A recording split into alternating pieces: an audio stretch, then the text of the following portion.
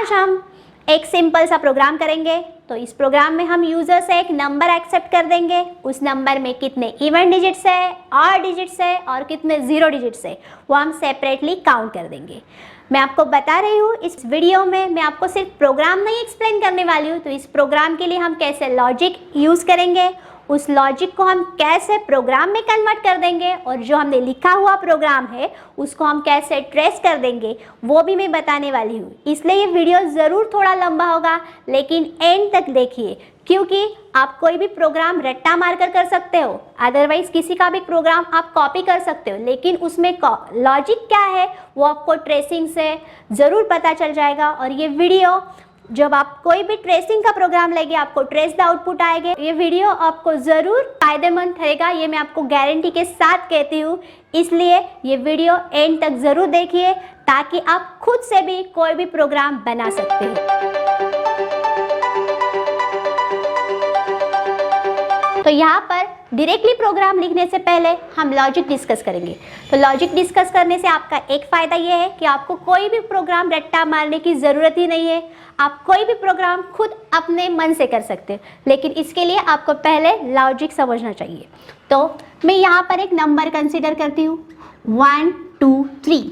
ये मैंने एक सिंपल कोई भी आप नंबर कंसिडर कर सकते हैं। मैंने यहाँ पर 123 ये नंबर एक्सेप्ट कर दिया। तो ये नंबर इनपुट देने के बाद हमें आउटपुट क्या चाहिए, तो हमें क्या करना है, even number of even digits display करने हैं और number of odd digits and zero. यहाँ पर तो जीरो नहीं है तो कितने इवन डिजिट्स है यहाँ पर, तो यहाँ पर 2 ही ये एक ही इवन डिजिट है और 1 एंड 3 ये 2 ऑड डिजिट्स है। तो मुझे क्या आउटपुट आना चाहिए, there are 1 even digit, there are 2 odd digits and there are 0 number of zeros. Means हमें कितने ज़ीरो है वो अलग सा काउंट करना है, इसलिए मैंने थर्ड मैसेज प्रिंट कर दिया। तो पहले हम 123, तो ये हमने नंबर ले लिया।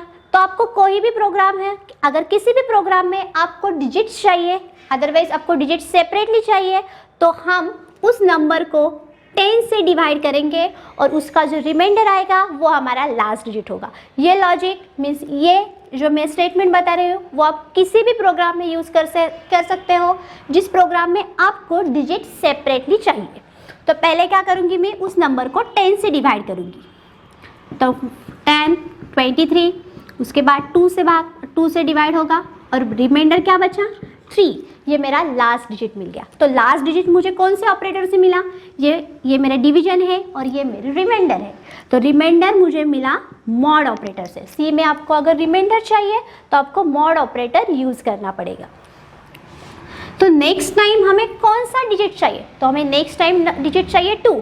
अगर फिर से मैं यही प्रोसेस करूँगी और मेरा नंबर 123 रह जाएगा तो मुझे फिर से डिजिट क्या मिलेगा 3। तो 123 मुझे नेक्स्ट टाइम डिजिट नहीं चाहिए, तो मुझे नंबर नहीं चाहिए, तो मुझे नेक्स्ट टाइम नंबर जब मेरे पास 12 होगा तभी मुझे लास्ट डिजिट क्या मिलेगा 2। ये मेरा लास्ट डिजिट मिलेगा। इसीलिए मुझे ये नंबर 1 डिजिट से रिड्यूस करना पड़ेगा। 1 डिजिट से नंबर रिड्यूस करने के लिए कैसे मिलेगा वो मुझे डिवाइड ऑपरेशन से मिलेगा।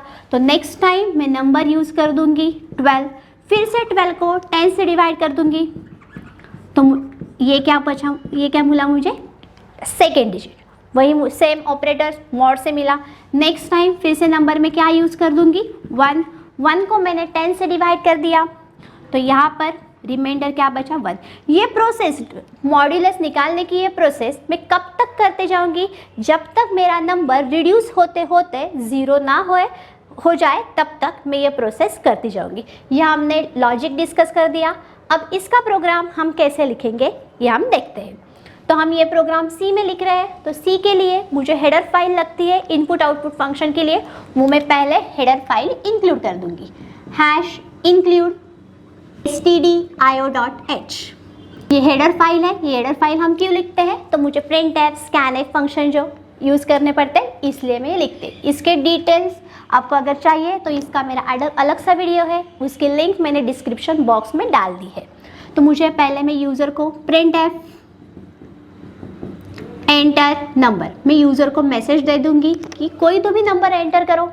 तो इसके लिए हम प्रिंट एफ फंक्शन यूज़ करते हैं। स्कैन एफ फंक्शन हम कब यूज़ करते हैं, जब हमें user say that is keyboard से हमें कोई भी वैल्यू चाहिए तो हम स्कैन एफ फंक्शन यूज़ कर देंगे। तो हम यहाँ पर कौन सी वैल्यू एक्सेप्ट करेंगे, होल नंबर एक्सेप्ट करेंगे। तो होल नंबर के लिए मैं यूज़ करूँगी %d मीन्स हम होल नंबर एक्सेप्ट करते हैं। तो इसके लिए डेटा टाइप है इंटीजर NO, तो मैंने नंबर NO में स्टोर कर दिया और यहाँ पर मैं स्कैन एफ के टाइम लिखूँगी % ऑफ नंबर। स्कैन एफ के लिए % क्यों लिखते हैं, इसका भी मेरा बेसिक स्ट्रक्चर ऑफ सी का अलग सब वीडियो है, ये आप देख लीजिए तो आपको ये बेसिक सारी बातें समझ में आ जाएंगी। तो मैंने यहाँ पर एक यूज़र से नंबर एक्सेप्ट कर दिया। नंबर एक्सेप्ट करने के बाद मुझे क्या करना है, तो मुझे हर एक डिजिट सेपरेट करना है। तो सेपरेट हम कौन से ऑपरेटर से करेंगे, मॉड ऑपरेटर से करेंगे। मुझे हर एक टाइम ये एक डिजिट चाहिए, ये डिजिट चाहिए, ये डिजिट चाहिए, मीन्स ये प्रोसेस मुझे मल्टीपल टाइम्स करनी है। अगर आपको कोई भी प्रोसेस मल्टीपल टाइम करनी है तो आप कंट्रोल स्ट्रक्चर यूज़ कर सकते हो। कंट्रोल स्ट्रक्चर मीन्स क्या, तो हम लूप यूज़ कर सकते हैं, फॉर लूप, वाइल लूप और डू वाइल लूप। तो अभी यहाँ पर मैं वाइल लूप यूज़ कर रही हूँ, वाइल तो यहाँ पर मुझे रिमाइंडर चाहिए, इसलिए मैंने एक वेरिएबल ले लिया r। तो r में मैं पहले क्या करूँगी, नंबर को 10 से डिवाइड कर जो रिमाइंडर बचता है वो मैं r में स्टोर कर दूँगी। तो इसलिए मैं क्या करूँगी, नंबर मॉड 10, तो मुझे रिमाइंडर मिल जाएगा। रिमाइंडर मिलने के बाद हमें क्या करना है, तो हमें वो रिमाइंडर पर ही चेकिंग है वो इवन डिजिट है, ऑड डिजिट है या ज़ीरो है। इसलिए मैंने मेरा जो अभी सेपरेट डिजिट है वो r में स्टोर है। तो मैं चेक करूँगी इफ़ r इज़ इक्वल 0। अगर r 0 है तो मुझे वो 0 का काउंटर मुझे इंक्रीमेंट होना चाहिए, क्योंकि हमें काउंट करना है नंबर ऑफ डिजिट्स कितने। इसलिए मैं इवन, ऑड और ज़ीरोज़ के लिए 3 सेपरेट काउंटर्स ले लूँगी। यहाँ पर even is equal to 0, odd is equal to 0 और 0 के लिए मैंने काउंटर लिया इज़ इक्वल टू 0। तो अभी मुझे r इज़ इक्वल 0, तो मुझे डिजिट क्या मिल गया, 0 डिजिट मिल गया। इसलिए मैं 0 का काउंटर इंक्रीमेंट करते गई, 0 प्लस प्लस। एल्स फिर से हमें चेक करना है, अगर वो 0 नहीं है तो वो ऑड हो सकता है, अदरवाइज इवन हो सकता है। इसलिए मैं चेक करूँगी if number mod 2 is equal 0। Number mod 2 is equal 0 क्यों, क्योंकि कोई भी नंबर को, अदरवाइज कोई भी वैल्यू को हम 2 से डिवाइड करेंगे और जब हमारा रिमाइंडर 0 बच जाएगा तो वो इवन कंसिडर होता है। इसलिए मैंने कंडीशन यहाँ पर पुट कर दी, r मॉड 2 इज़ इक्वल 0। तो इस समय मैं कौन सा काउंटर इंक्रीमेंट करूँगी, इवन प्लस प्लस। अगर वो 0 भी नहीं है, इवन भी नहीं है, तो वो क्या होगा, ऑड होगा। इसलिए मैंने एल्स में डायरेक्टली क्या पुट कर दिया, ऑड प्लस प्लस। इसके लिए मुझे अलग से कंडीशन चेक करने की कोई भी ज़रूरत नहीं है। अगर आप करेंगे चेक तो भी चलेगा, लेकिन उस टाइम अननेसेसरी एक आपका चेकिंग कंपाइलर में हो जाएगा। तो यहाँ पर ये प्रोसेस मैं कब तक करते जाऊँगी, जब तक ये प्रोसेस मुझे कब तक करनी है, जब तक ये नंबर हमारा रिड्यूस नहीं होता 0 से। लेकिन हमने यहाँ पर तो काउंटर कर दिए, लेकिन हमने अभी नंबर रिड्यूस किया है क्या, नहीं। तो हम रिड्यूस कैसे करेंगे नंबर, एक डिजिट से। इसलिए मैं यहाँ पर स्टेटमेंट लिखूँगी number is equal to number divided by 10। जब मैं स्टेटमेंट लिखूँगी तब क्या होगा, मेरा जो नंबर है वो 1 डिजिट से रिड्यूस हो जाएगा। कंसिडर कीजिए अभी मेरा नंबर है 123, नेक्स्ट टाइम जब मैं 10 से डिवाइड करूँगी तो मेरा नंबर क्या आ जाएगा, 12। यही आपको करना है। तो यह हम कब तक करेंगे, जब तक नंबर क्या नहीं हो जाता, 0 से बड़ा नहीं हो जाता। तो यहाँ पर मैंने कंडीशन पुट कर दी, number is greater than 0। That is ये हमारी प्रोसेस कब तक चलेगी, जब तक हमारा नंबर ग्रेटर दैन 0 है तब तक। तो ये प्रोसेस हो जाने के बाद हमें क्या प्रिंट करना है, काउंटर प्रिंट्स करने हैं। कौन से काउंटर प्रिंट करने हैं हमें, तो कितने इवन डिजिट्स मिले, कितने ऑड डिजिट्स मिले और कितने 0 डिजिट्स मिले। तो इसीलिए मैं यहाँ पर प्रिंट एफ स्टेटमेंट लिखूँगी, there are %d even digits. %d means कौन सी वैल्यू है यहाँ पर प्रिंट करनी है, इंटीजर वैल्यू, तो कौन से वेरिएबल्स में से, इवन में। तो क्या, क्योंकि मेरा इवन का counter, even number of digits का काउंटर इवन में है। प्रिंट एफ आपको चाहिए तो ये तीनों भी स्टेटमेंट हम सिंगल प्रिंट एफ स्टेटमेंट में लिख सकते हैं। अदरवाइज आप सेपरेट प्रिंटफ स्टेटमेंट हर एक के लिए लिख सकते। यहाँ पर मैं दिखाती हूँ कंबाइन कैसे करते हैं। स्लैश एन मैंने यूज़ किया क्योंकि मुझे नेक्स्ट आउटपुट जाना है वो नेक्स्ट लाइन पर आना चाहिए, इसलिए मैंने यहाँ पर स्लैश एन यूज़ कर दिया। There are %d odd digits slash n there are %d zeros। तो यहाँ पर इवन नंबर ऑफ डिजिट्स का काउंटर मेरा ऑड नंबर ऑफ डिजिट्स का काउंटर मेरा ऑड में है, इसलिए मैं यहाँ पर ऑड प्रिंट कर दूंगी, ऑड की वैल्यू आ जाएंगी। और ज़ीरोज़ का काउंटर मेरा ज़ीरो में है, इसलिए मैंने ये ज़ीरो प्रिंट कर दिया। ये हमारा बेसिक प्रोग्राम लिख कर हुआ। यहाँ पर मैं लिखूंगी लास्ट में गेट सी एच कब रिक्वायर्ड है, जब आप ये आपका program Turbo C plus Windows operating system पर रन करते हो तब। यहाँ पर मैंने वॉइड, ये मेरा फंक्शन है, इस फंक्शन ने कुछ भी वैल्यू रिटर्न नहीं की है, इसलिए यहाँ पर मैं रिटर्न डेटा टाइप यूज़ करूँगी वॉइड। अगर ये प्रोग्राम आप लिनक्स ऑपरेटिंग सिस्टम पर रन कर रहे हो तो यहाँ पर गेट सी एच लिखने की कोई भी ज़रूरत नहीं है। लेकिन आप ये प्रोग्राम सीखा अगर आप विंडोज़ पर रन कर रहे हो तो आप यहाँ पर गेट सी एच लिखोगे। एंड विंडोज़ के लिए Turbo C plus plus application के लिए और एक हेडर फाइल रिक्वायर्ड होती है, वो है conio.h, that is console input output header file. तो हमने पहले लॉजिक डिस्कस कर दिया, उसमें लॉजिक से हम प्रोग्राम कैसे बनाना है ये हमने सीख दिया। उसके बाद अब हम उसका ट्रेसिंग करेंगे। तो ट्रेसिंग करने के लिए मैं कौन सा भी नंबर कंसिडर कर सकती हूँ। अभी मैं फिर से नंबर कंसिडर कर रही हूँ 123। तो अब मैं ट्रेसिंग बताने की मेरी अलग सी वजह वो मैं आपको बताती हूँ। अगर आपने कोई भी प्रोग्राम का ट्रेसिंग का लॉजिक सीख लिया तो उस समय आपके प्रोग्राम में आने वाले लॉजिकल एरर्स आप खुद ढूंढ सकते हो। अदरवाइज आपने एक प्रोग्राम लिखा वो करेक्ट है या रॉन्ग है ये भी आप खुद ट्रेसिंग से चेक कर सकते हो। इसलिए पहले हम देखेंगे ट्रेसिंग कैसे करेंगे। तो यहाँ पर मैंने नंबर 123 कंसिडर कर दिया। उसके बाद मैंने कौन कौन से वेरिएबल्स यूज़ किए हैं, आर, इवन, ऑड और ज़ीरो। इसके लिए मैं एक सेपरेट मेमोरी अलग रिक्वायर्ड कर दूंगी। इवन, ऑड और ज़ीरोज़। तो यहाँ पर इनिशियली मैंने ज़ीरो वैल्यू स्टोर कर दी है। तो यहाँ पर पहले कंट्रोल कहाँ पर आएगा, यहाँ पर आएगा वाइल लूप में। तो पहले कंडीशन चेक हो जाने के बाद ही कंट्रोल लूप में आ जाएगा। तो पहले वाइल की कंडीशन चेक हो जाएगी। वाइल क्या कंडीशन है, नंबर ग्रेटर दैन ज़ीरो। तो हमारा नंबर क्या है अभी 123 इज़ ग्रेटर दैन ज़ीरो।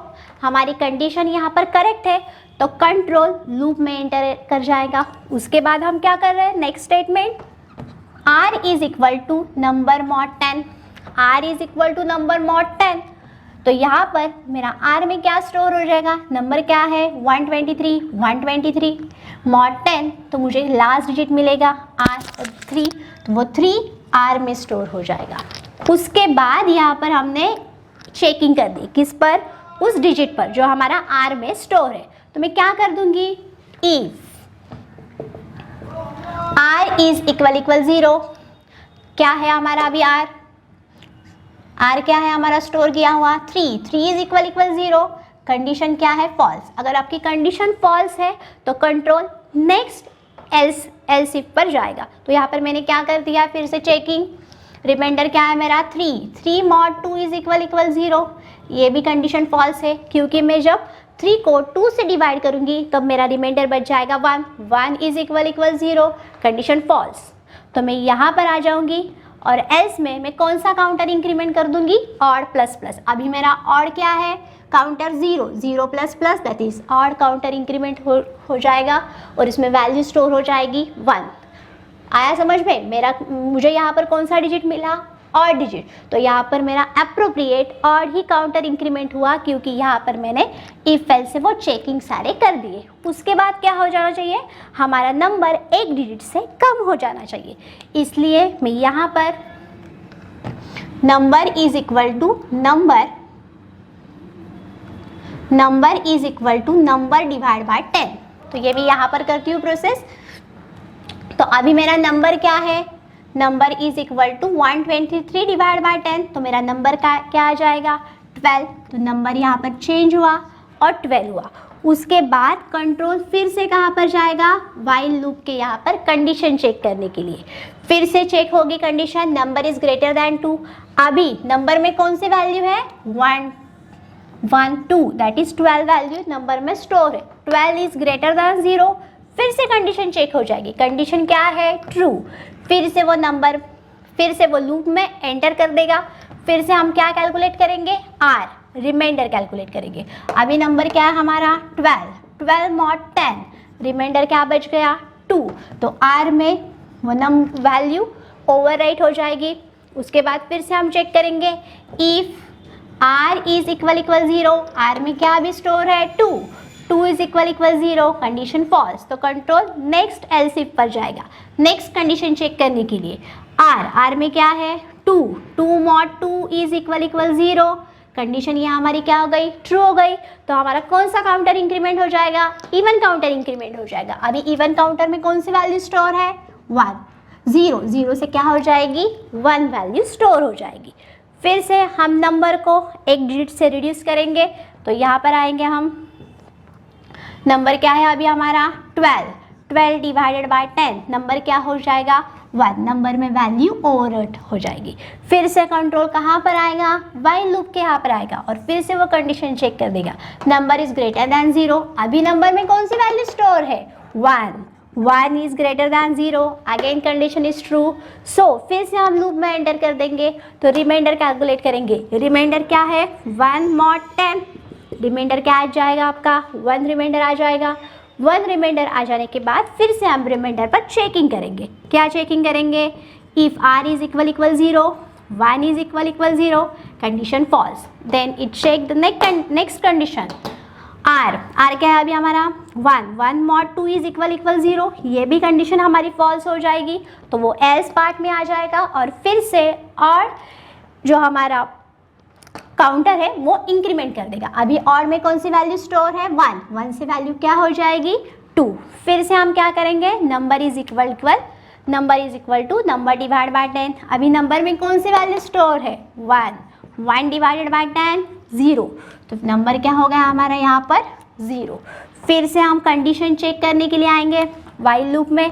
तो अभी नंबर में कौन सी वैल्यू है, 0, 0 is greater than 0, condition false. फिर से बोल रही हूँ मैं, यहाँ पर नंबर हमारा क्या होगा, मॉडिफाई हो जाएगा और नंबर में कौन सी वैल्यू आ गई, 0, 0 इज ग्रेटर देन 0, हमारी कंडीशन क्या हो गई, फॉल्स। जब कंडीशन फॉल्स हो जाएगी तब हमारा कंट्रोल आउट ऑफ लूप आ जाएगा और यहाँ पर जो हमने स्टेटमेंट लिखे हैं वो सारे स्टेटमेंट एग्जीक्यूट हो जाएंगे। तो आपका आउटपुट क्या आएगा, there are %d, %d means यहाँ पर वैल्यू प्रिंट होगी। देयर आर, इवन की वैल्यू क्या है यहाँ पर, 1, तो हमें आउटपुट क्या आएगा, there are 1 even digits. Next statement, next there are %d means कौन सी वैल्यू प्रिंट होगी, ऑड। तो ऑड में कौन सा काउंटर है यहाँ पर, 2, तो there are 2 odd digits and there are 0 zeros, क्योंकि यहाँ पर मेरे पास कोई भी 0 डिजिट नहीं है तो मेरा 0 का काउंटर इंक्रीमेंट हो जाएगा क्या, नहीं। ये हमने देखा सिंपल, एक नंबर एक्सेप्ट करके उसके डिजिट्स कैसे सेपरेट करेंगे और डिजिट्स पे ऑपरेशंस कैसे करेंगे।